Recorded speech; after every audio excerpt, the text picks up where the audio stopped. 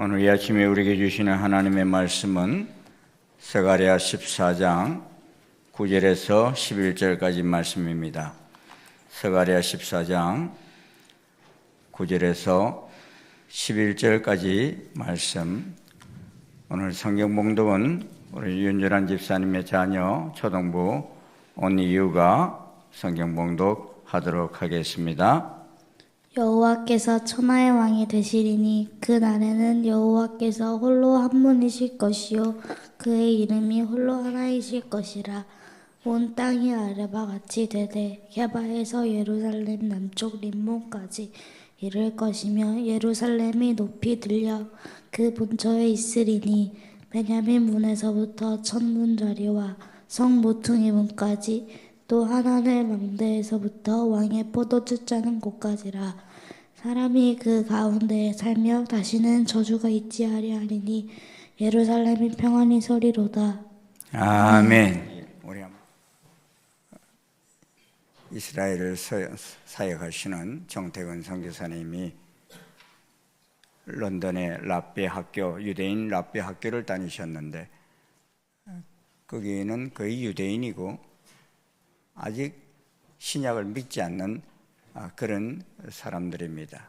그런데 이 정태근 선교사가 크리스찬이 그 랍비 학교 가서 공부를 하니까 그 유대인 애들이, 그 학생들이 묻더래요.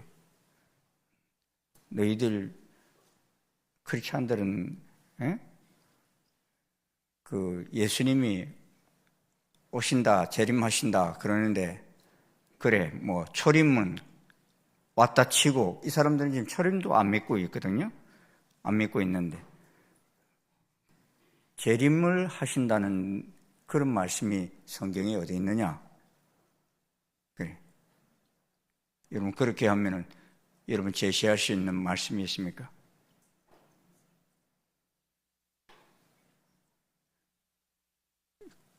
그 사람들은 신약을 안 믿으니까 우리가 요한계시록 펼쳐놓고서 예수님 재림하신다 이렇게 말하면 그걸 받아들이지 못하잖아요. 구약의 말씀 가운데서 재림을 하신다는 말씀이 있느냐는 거예요. 그래서 그때는 정태근 선교사님이 대답을 못했대. 그런데 성경을 그 이후로 묵상하고 찾다 보니 오늘 우리가 읽은 이 스가랴 말씀 속에서 주님이 재림하신다는 것을 볼 수 있는 귀한 말씀이 발견되었어요. 그는 요사이 유대인을 선교하면서도 이 스가랴의 말씀을 가지고 주님의 재림을 전하기도 합니다. 오늘도 여러분 말씀을 들으면서 우리 주님이 재림하신다는 건, 여러분도 아마 우리 청년들도 내년에 이스라엘 가서 선교할 수 있는 그런 기회가 있으면 좋은데, 지금 이미 초림 오시는 이사야 53장 말씀 가지고는 부채를 만들어 놨어요. 부채를 만들어 가지고 한 2000장 찍어서 그것 가지고도 많이 전합니다.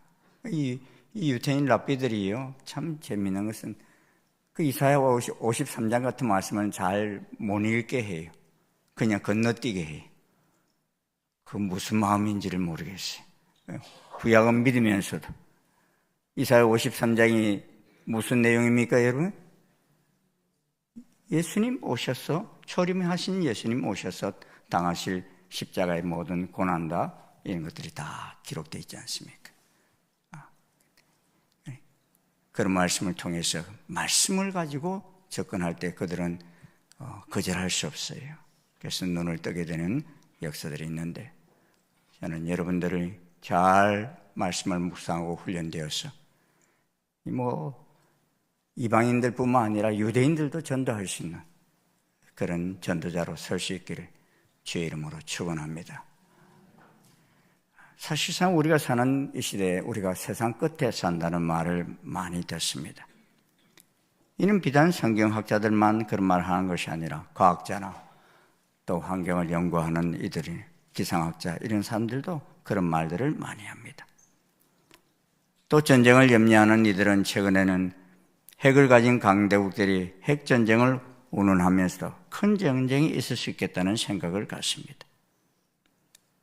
그런데 성경적으로 신학적으로 말하는 말세의 개념은 예수님이 처음 오실 때부터 예수님이 다시 오실 때까지가 말세라고 그럽니다. 그럼 여러분, 예수님 처음 오셨을 때가 말세였으면 지금은 뭐예요? 말세지만 말세의 끝이라는 것입니다. 그래서 어떤 이들은 시계 바늘을 가지고 그 때를 가리키면서 12시 5분 전이래, 또 어떤 사람은 12시 3분 전이라고 이렇게 표현하기도 합니다. 예수님이 오셔서 사망을 이기시고 부활하심으로 결정적인 승리를 거두셨습니다. 하지만 창세기 3장 15절에서 말한 것처럼 여자의 후손이 뱀의 머리를 상하게 하듯이 예수님께서 뱀의 머리, 즉 인간을 철저하게 짓누르고 억압하던 그 사망의 세력을 이기셨습니다. 하지만 그 죄의 세력은 여전히 남아서 꿈틀거리고 다시 오실 그날까지 우리와 더불어 전쟁하고 싸움하고 우리를 괴롭게 하려고 합니다.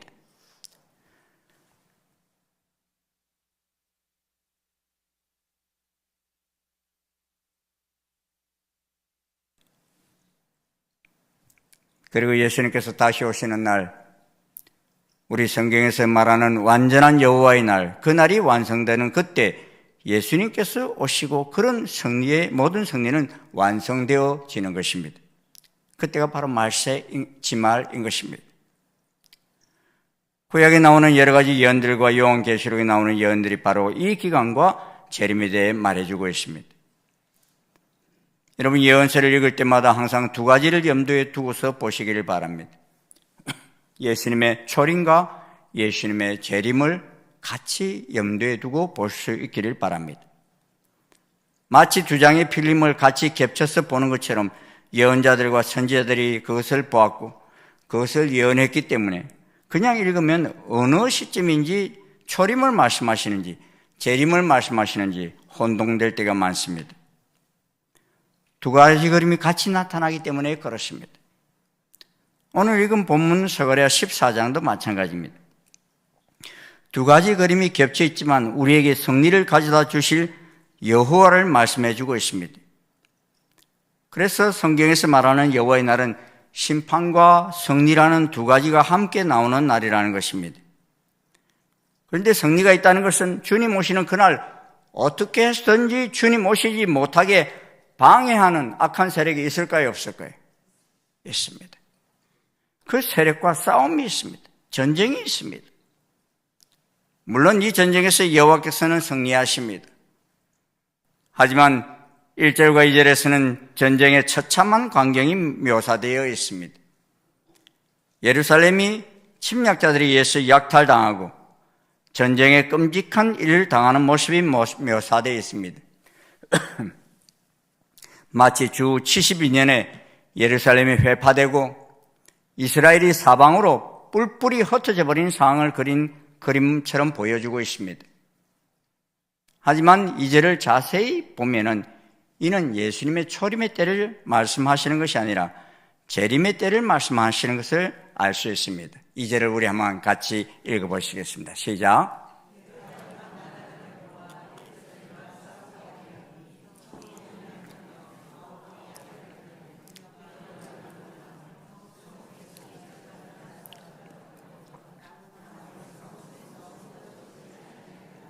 예. 이 말씀에서 이 사건이 주 72년에 예루살렘이 로마에 의해서 돌 하나도 돌 위에 남지 않는 파괴를 당한 그 사건이 아니라는 것을 우리가 알 수 있어요. 이유는 공격하는 나라가 그때는 어느 나라가 공격했어요? 예루살렘을? 로마 한 나라가 공격했어요.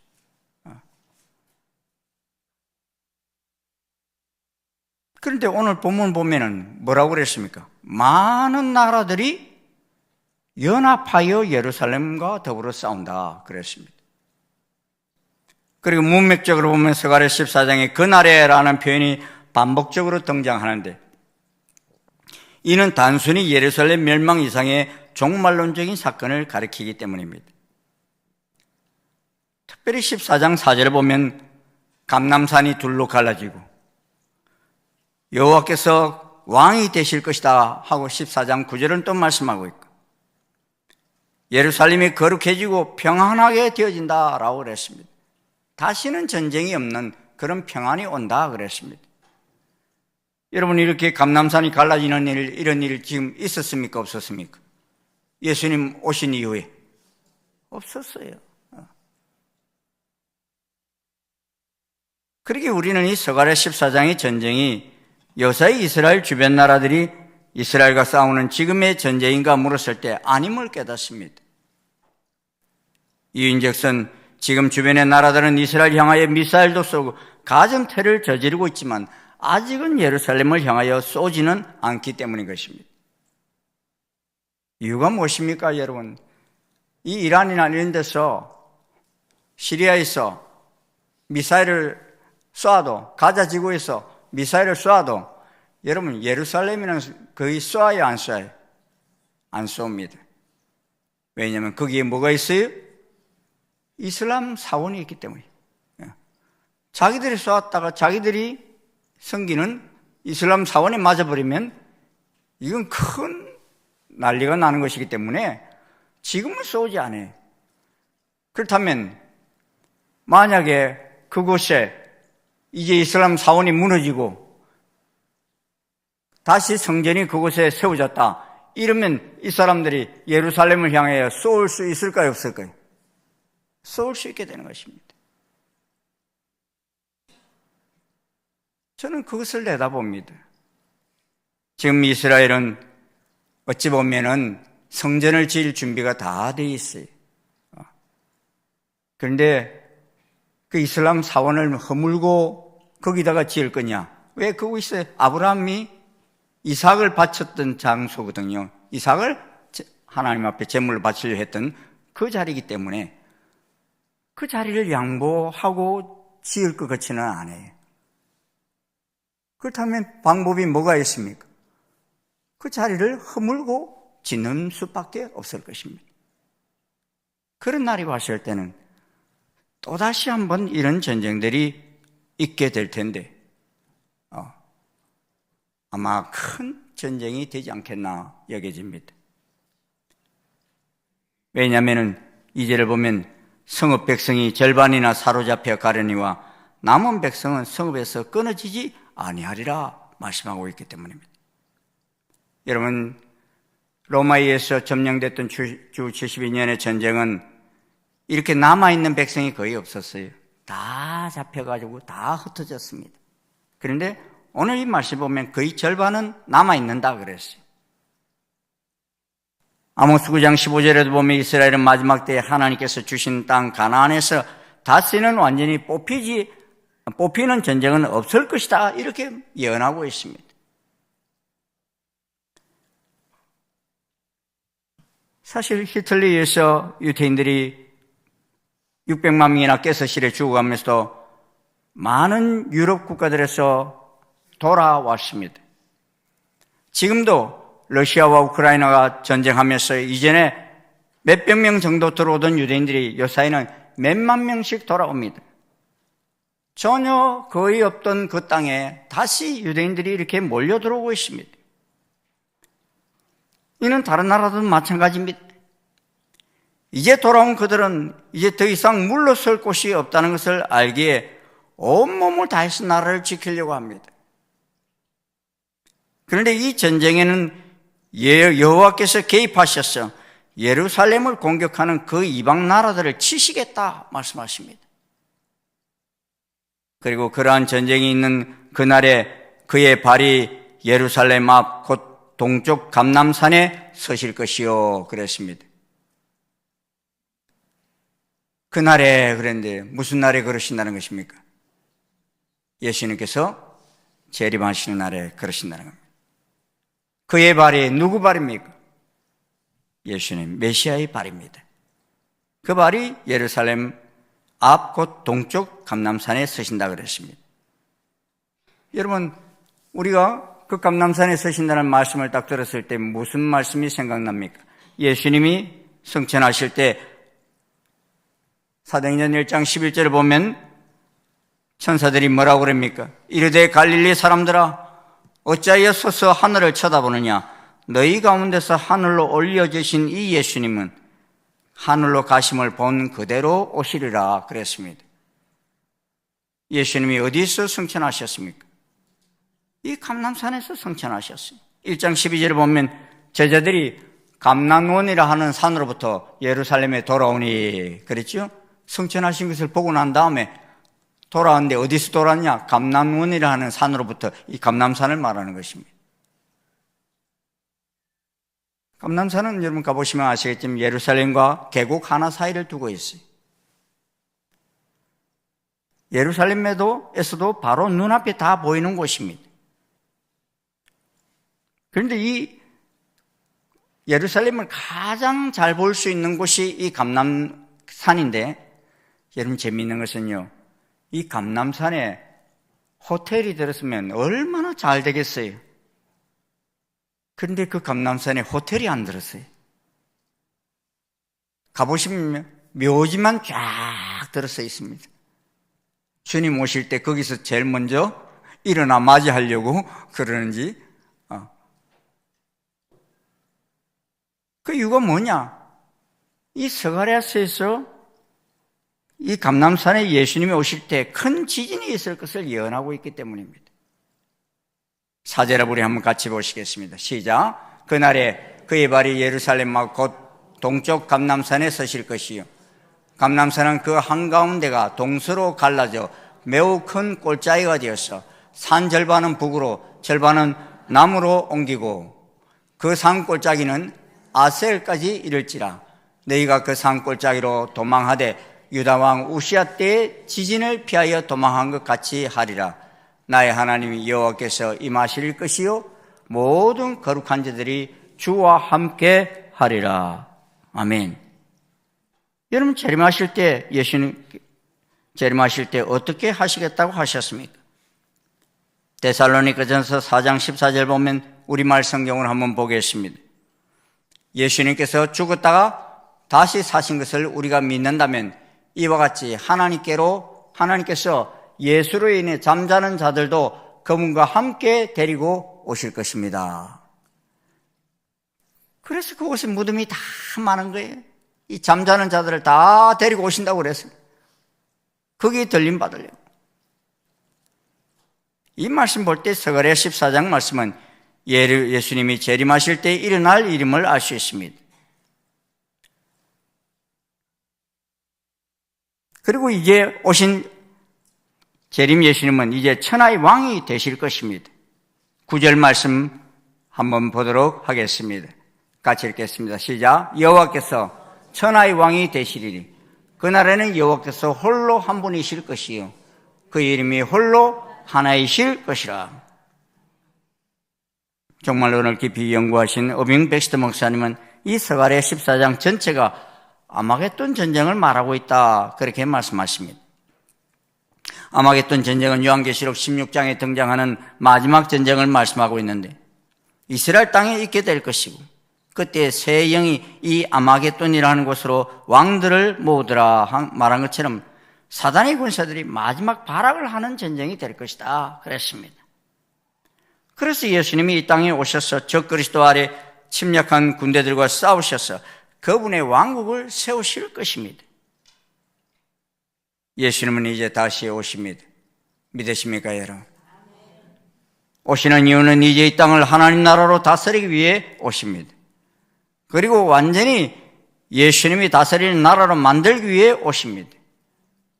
이미 초림으로 이기신 전쟁이지만 이제 재림으로 완성시키시기 위해서 오십니다.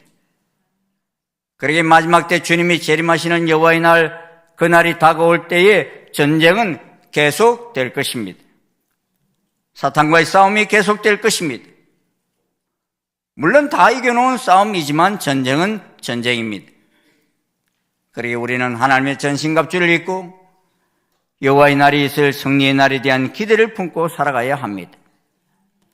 6절부터 계속되는 말씀에는 최종적으로 완성될 여호와의 날에 대한 묘사가 여러 가지 나와 있습니다.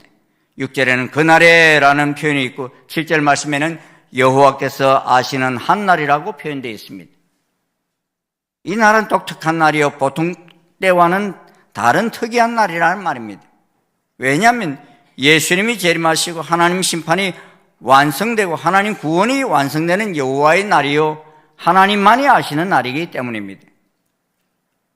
그날은 오로지 하나님의 계획 안에 하나님 장중 아래 놓여 있다는 것입니다. 그래서 여호와께서는 천사도 알지 못하고 심지어 이 땅에 계시는 예수님 자신도 알지 못한다고 고백하던 그날이 바로 여호와의 날인 것입니다. 그래서 완전한 승리를 가져올 그날의 주인공은 바로 하나님이신 것입니다. 그러기 그날에는 낮과 밤의 구분이 없고 어두워갈 때 빛이 있을 것이다 하십니다. 오로지 빛 대신 하나님만이 밝게 드러나는 날이 될 것입니다. 하나님을 인하여 계속해서 빛이 나고 계속해서 어둠이 없는 날이 여호와의 날로부터 시작된다는 것입니다. 하나님께서 세상의 주인으로 분명하게 드러나시는 것입니다.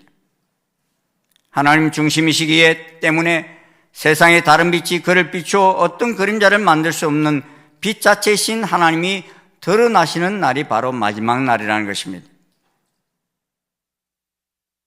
우리 속에 있는 어둠과 우리 속에 있는 그릇된 부분들을 완전히 소멸시키시는 그런 말씀이십니다. 8절에 계속해서 그날에는 생명수가 예루살렘에서부터 온 사방으로 퍼져나갈 것입니다. 이제는 시도 때도 없이 방향도 없이 하나님의 은혜의 생수가 온 사방으로 언제나 사시사철 흘러 넘치는 날이 될 것입니다. 그래서 11절을 보십시오.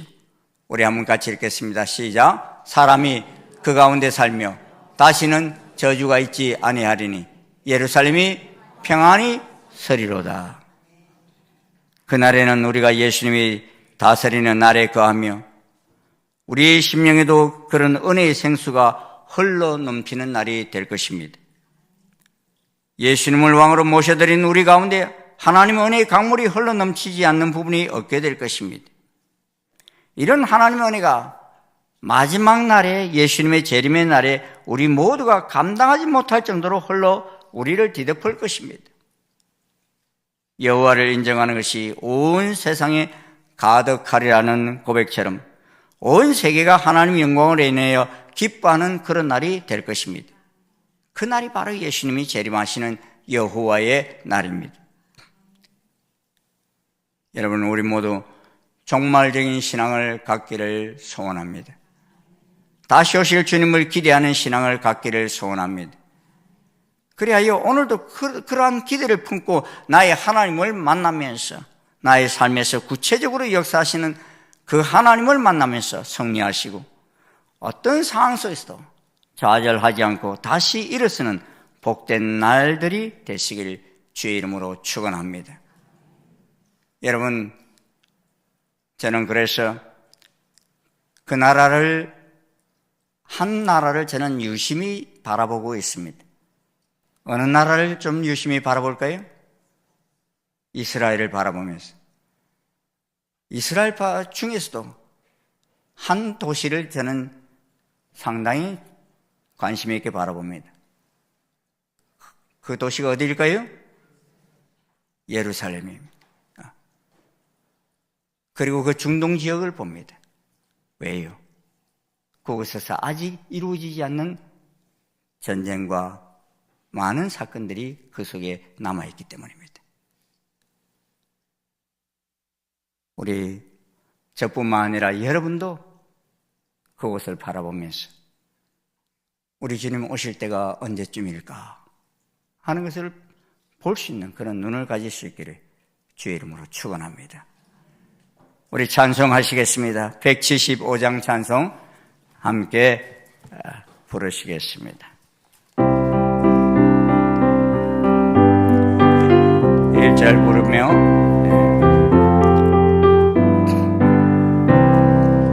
신랑 되신 예수께서 다시 오실 때 맑은 등불 들고 나갈 준비됐느냐?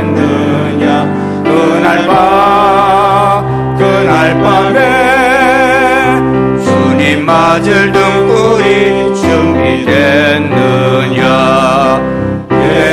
예비하고 예비하라 우리 신랑 예수 오실 때 밝은 등불 손에 들고 기쁨으로 주를 맞게 예비하고 예비하라 우리 신랑 예수 오실 때 밝은 등불 손에 들고 기쁨으로 주를 맞게 예비하라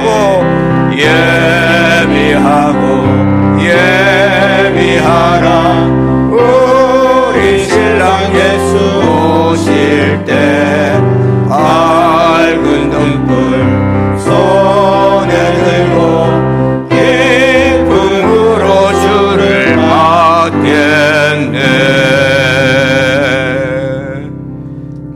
우리 함께 기도하시겠습니다. 우리는 예수님의 재림을 기다리는 신부이십니까? 주님이 오시기를 저희들 기다립니다. 또 이미 선지자를 통해 주신 말씀을 생각하며 주님의 날을 기다리는 신부입니다.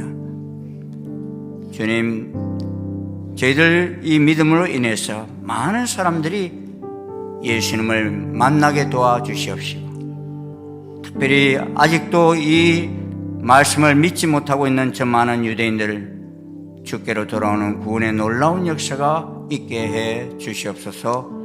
기도하시기를 원합니다. 예루살렘 평화를 위하여 기도하십시다. 예루살렘 평화를 위하여 기도하는 자를 내가 복 주시겠다 하셨습니다. 잘 되게 하시겠다 하셨습니다. 그 약속의 말씀을 믿고서 그 땅의 평화를 위해서 또한 기도하십시다. 전 세계에 흩어져 있는 유대인들이 귀환하고 있습니다. 이 귀환하는 알리아 운동이 순탄히 진행될 수 있도록 기도하십시다. 중동이 되어지는 일들을 바라보며 두려워하지 말고 주님이 오시는 때가 가까운 줄 알고 신랑 되신 주님을 기다리는 신부로 준비하십시다. 특별히 우리 선교사님들을 위해서 좀 기도할 수 있기를 원합니다. 우리 인도네시아 윤용호 선교사님, 협심증 수술 후에 회복 중에 소장 출혈로 인해서 입원해 계시는데 이제 피는 멈췄지만 너무 많은 피를 쏟으셨기 때문에 2번이나 수혈을 했습니다. 500cc와 또 1000cc 2번을 수혈을 했는데 지금 금식 중에 있습니다. 완전히 멈춰져서 비행기를 탈 수 있는 그런 회복이 일어날 수 있도록 위해서 기도해 주시길 원합니다. 우리 태국의 허춘중 선교사님, 외손녀 조은희 유치원생입니다. 뇌종양 판정을 받고 1차 수술을 받고 2차 항암 받기 위해 세브란스에 입원해 있습니다. 그런데 혈압 저하가 오지 않도록 수치율이 정상적으로 되어서 잘 치료되어질 수 있도록 우리 허춘정 선교사님의 외손녀 조은희 어린 생명을 위해서 너무 말씀을 사랑하고 참 하나님을 사랑하는 귀한 자녀입니다. 이 자녀를 위해서 기도해 주셔서 빠른 쾌유와 회복이 일어날 수 있도록 우리 윤성 교사님과 조은희 어린 생명을 위해서도 기도해 주시기 바랍니다. 우리 주님 한번 부르짖고 힘차게 기도하고 돌아가시겠습니다. 주여! 아버지 하나님 감사합니다. 오늘도 아버지 하나님이시여 주의 말씀을 통해 주님의 귀한 교훈을 저희들 깨닫게 하시고 알게 하신 은혜를 아버지 감사합니다.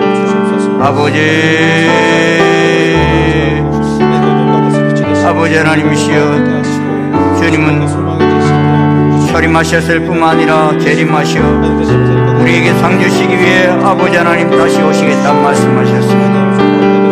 오 주님이시여 저희들 깊이 잠든 아버지 하나님 저희들 되지 않게 도와주시고 다시 오실 주님을 아버지 기다리는 주의 백성들이 되기에 부족합니다.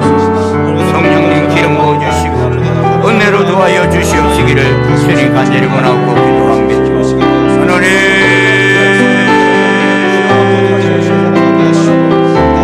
아버지 하나님이시여 길에 있는 제자들 중에 주님 오실 때 아버지 하나님이시여 설 키우는 아버지 다처녀 같은 자리에 들지 않게 도와주시고 아버지 하나님 새로운 다처녀 같이 기름을 준비하여 주님 오시기를 넉넉히 준비할 수 있는 저희들 되기에 부족하며 도와여 주시옵소서. 하나님 아버지 우리 아버지 하나님 우리 윤정우신 기사님 위하여 기도합니다. 아버지 사랑하는 아버지 하나님 아들 수술 잘 받게 하시고 주님이 출혈로 인해서 힘이 아버지 고통하는 가운데 있습니다. 주님 빠른 회복과 교회를 도와여 주시옵시고 은혜를 도와여 주시옵소서. 모든 소장의 아버지 하나님이 상한 부위들이 잘 아물게 도와주시옵소서. 시광선을 바라주셔서 정력케 하시고 아버지 하나님의 성기 가운데 아버지 회복되어 중에 부족합니다. 주님 만져주시고 역사해 주시옵소서. 아버지 하나님 우리 준정성 의사님의 외손녀 조은이 하나님 아버지 어린 심령이 주님 암으로 인하여 투병하며 아버지 하나님 치료받고 있습니다. 주여 불쌍히 여겨주시옵소서. 아버지 하나님 심령으로 아버지 하나님이시여 만져주시고